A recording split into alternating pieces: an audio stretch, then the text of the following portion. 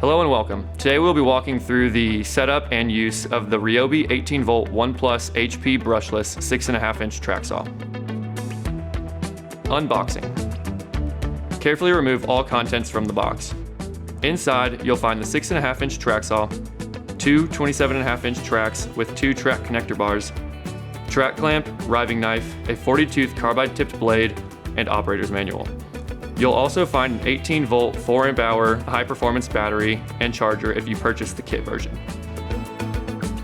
Putting together the track.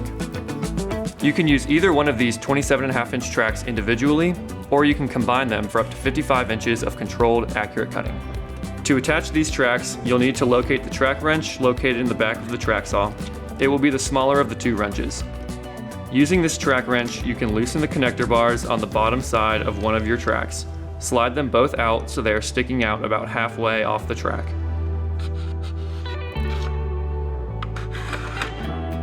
We recommend using a straight edge of at least 12 inches here to ensure seamless connection. Slide these ends into the corresponding slots on the other track and then fasten the connector bars down again on both tracks to secure them in place. The track clamp can then slide into either one of the 2 slots on the bottom of the track to fasten onto the material being cut. Installing the blade and riving knife. First, ensure the battery is removed. Flip the depth control lever at the top of the track saw all the way down to the blade change setting. Then plunge the saw to expose the arbor. You should feel it lock into place. Now locate the blade wrench in the same location as the track wrench. It should be the larger of the 2 wrenches.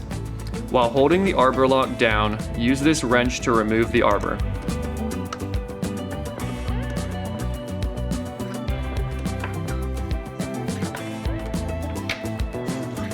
Slide the blade into place, then again, holding the arbor lock down, fasten the arbor until it's tight.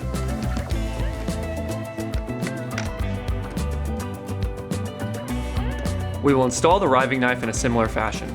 Please note you should always operate this saw with the riving knife installed when making rip cuts to prevent kickback. However, the riving knife will need to be taken off in order to make plunge cuts and score cuts. While still in the blade change setting, the riving knife fastener will be exposed through the window. To install the riving knife, use the same wrench that was used for the blade to loosen this fastener. Do not remove all the way. Slide the riving knife all the way into place, then tighten the fastener back down.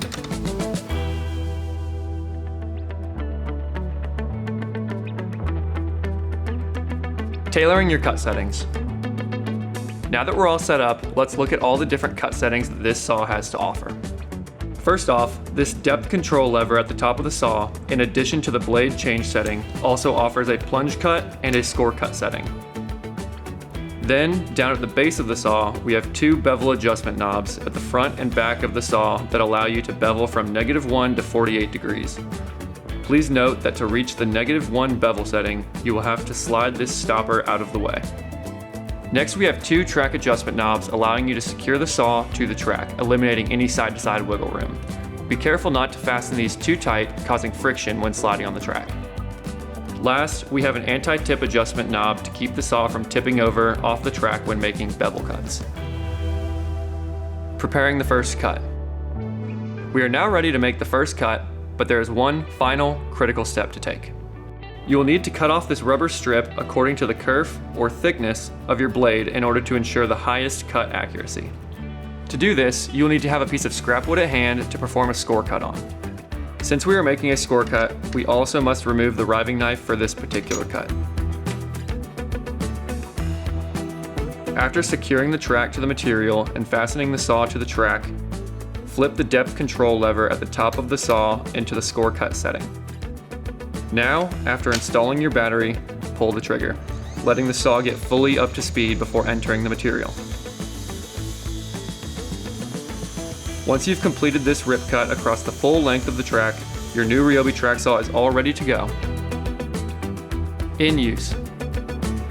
I want to make a rip cut through this piece of plywood, so in order to do so, I will use a clamp to fasten my material down to the work table, and then use my track clamp to fasten the track to my material. Next, I will remove the battery from the saw and reinstall the riving knife since I'm making a rip cut through the material.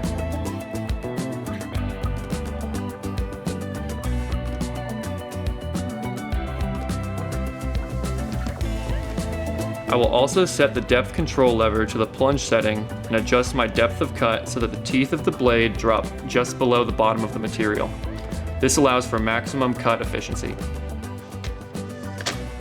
Now I can secure the saw to the track, install the battery, and make the desired rip cut. Remember to let the blade ramp up to full speed before entering the material, and to release the trigger, letting the blade come to a full stop before raising the blade out of the material. Need additional help? Call RYOBI customer service at 1-800-525-2579. Thanks for listening.